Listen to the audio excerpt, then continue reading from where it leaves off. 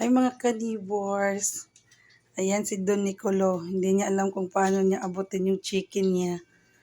Ilabhan ko yung chicken niya kasi ay brinash ko. Ayan mga ka-neighbors. Oh.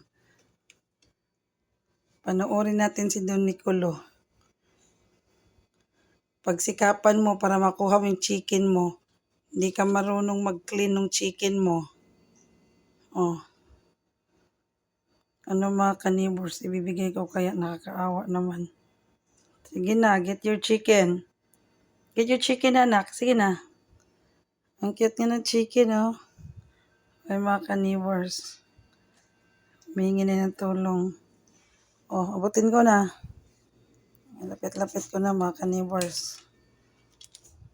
Ay mga ka-neighbors, malapit-lapit na. Diyos ko.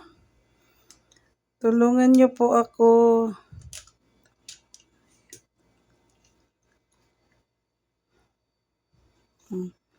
Humingi sa akin ng tulong. Paano daw niya makukuha yung chicken niya mga ka-neighbors? Oh. Oh. Ano, suko na? Hindi na kaya? Kaya pa ba? Hindi na. Ayan. Lapit-lapitan ko na ng konti. Oh, ito na. Malapit na yan. Hindi pa rin kaya. Ayan na. Ayan na. Ayan na. Ayan na. Amuyin ko muna. Punasan kayo muna natin ito, nak. Ayan